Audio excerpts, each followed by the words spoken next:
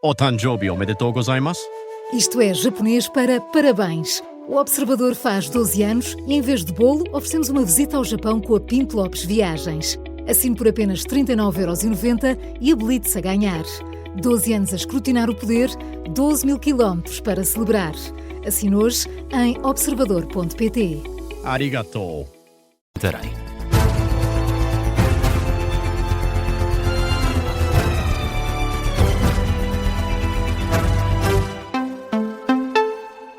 Jornal da Uma com a edição do José Rafael Lopes. José, a dívida pública portuguesa voltou a subir em abril. Este é o quarto aumento consecutivo. Está agora acima dos 287 mil milhões de euros. É um aumento de quase 4 mil milhões face ao mês anterior. Segundo o Banco de Portugal, estes dados refletem a crescente procura por certificados de aforro e o aumento dos títulos de dívida, que registaram uma subida de 3 mil milhões e meio de euros. Isto numa altura em que, José, o crédito à habitação também disparou e ao ritmo mais rápido em mais de 20 anos. Teve o maior crescimento anual desde fevereiro de 2023. Os dados são também do Banco de Portugal, dão conta de uma subida que em abril ultrapassou os 10% face ao mês de março. O aumento é de cerca de 1.000 milhões de euros, o que eleva o volume total do crédito à habitação para mais de 110 mil milhões de euros.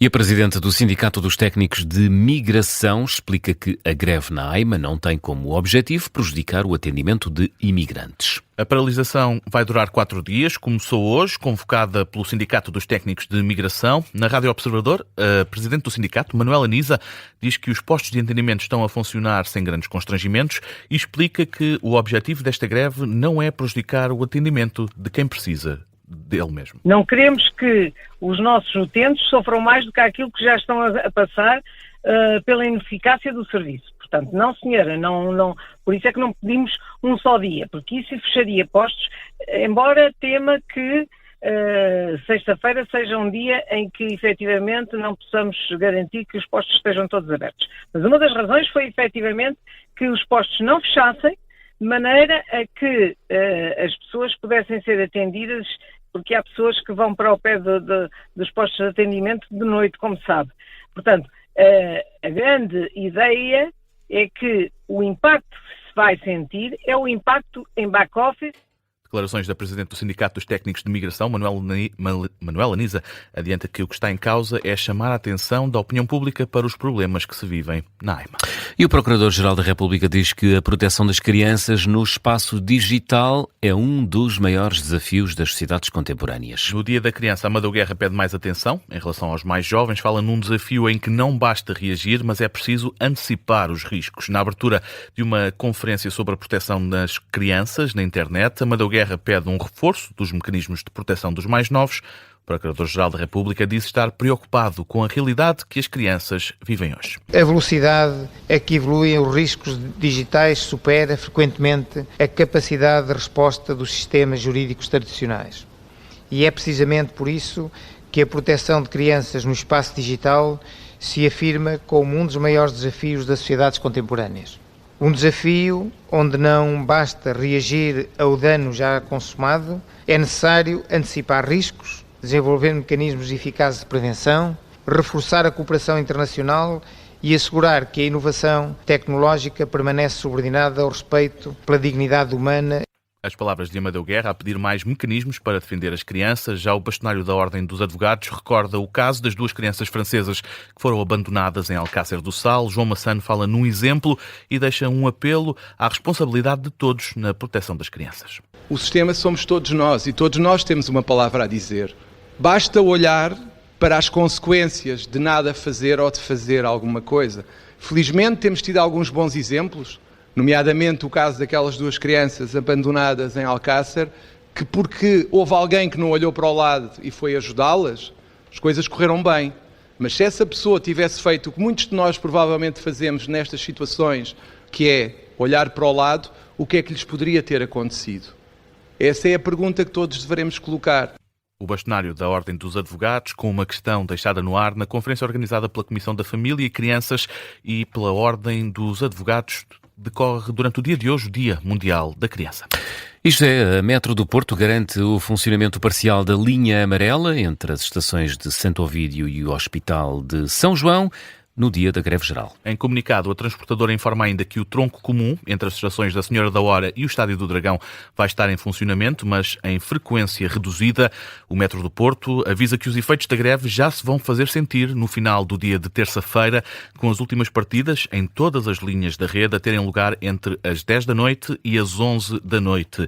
Nas linhas que vão estar a operar na quarta-feira, dia da greve, a frequência de passagem vai ser de 15 minutos entre as 7 da manhã e as 8 da noite. Já em Lisboa, o metro vai estar totalmente parado. A partir das 11 da noite de terça-feira não está previsto qualquer tipo de serviço no dia da greve geral. E no Médio Oriente, Benjamin Netanyahu assegura que a ofensiva israelita no Líbano vai continuar. O primeiro-ministro de Israel recusa abdicar de ataques em Beirute enquanto o Hezbollah estiver a atacar cidades israelitas.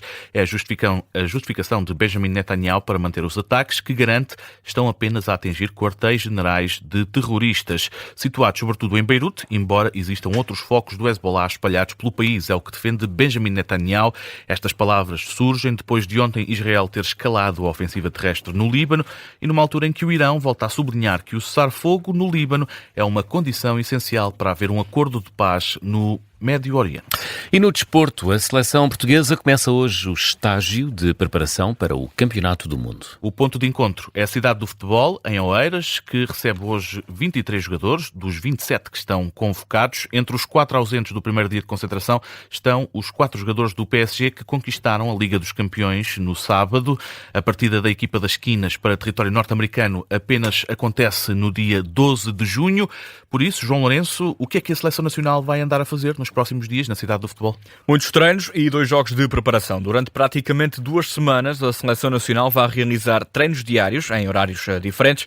Também, todos os dias, um jogador vai passar pelo auditório da cidade do futebol, em Oeiras, para realizar uma conferência de imprensa. O primeiro jogo amigável está marcado já para este sábado. A partida é frente à Seleção do Chile, às 6h45 da tarde, no Estádio Nacional do Jamor. 4 dias depois surge o segundo e último jogo de preparação em Leiria, no Estádio Dr. Magalhães Pessoa. A equipa das Quinas defronta a Seleção da Nigéria. A partida tem apito inicial às 8h45. No dia 12 de junho há dia bastante preenchido para os comandados de Roberto Martínez.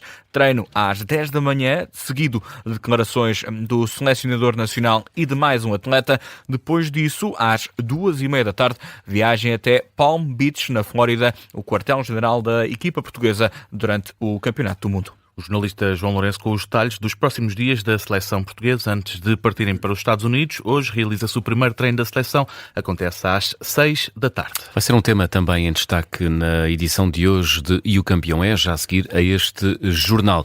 Passam agora 7 minutos da 1 da tarde. José, que outras notícias vão marcando a atualidade? O INEM atendeu na última quinzena de maio mais de 60 mil chamadas de socorro, um número que tem vindo a aumentar nos últimos dias, sobretudo devido ao agravamento de doenças crónicas. Na semana passada, depois de dias de intenso calor, a Ministra da Saúde tinha dito que já se notava uma subida na procura nos serviços de saúde. O INEM confirma esse aumento da procura, mas diz que não é possível para já identificar com rigor quais as situações que têm o calor como causa direta.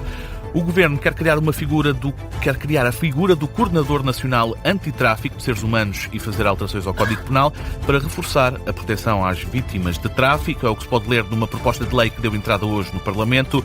O Executivo quer que esta figura do Coordenador Nacional Antitráfico substitua o atual Relator Nacional. Este novo cargo deve ser designado pelo membro do Governo responsável pela área da cidadania e da igualdade.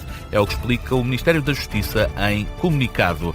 E a taxa de desemprego da zona euro manteve-se estável nos 6,3%, é o que revelam os dados divulgados pela Eurostat. Em Portugal, o indicador recuou para os 5,7% face aos 6,2% do mesmo mês no ano passado. Entre os Estados-membros, as taxas de desemprego mais elevadas foram registadas na Finlândia e em Espanha, com valores acima dos 10%. A mais baixa é na Bulgária, onde apenas 2,8% da população não está empregada. José Rafael Lopes e o Jornal da 1.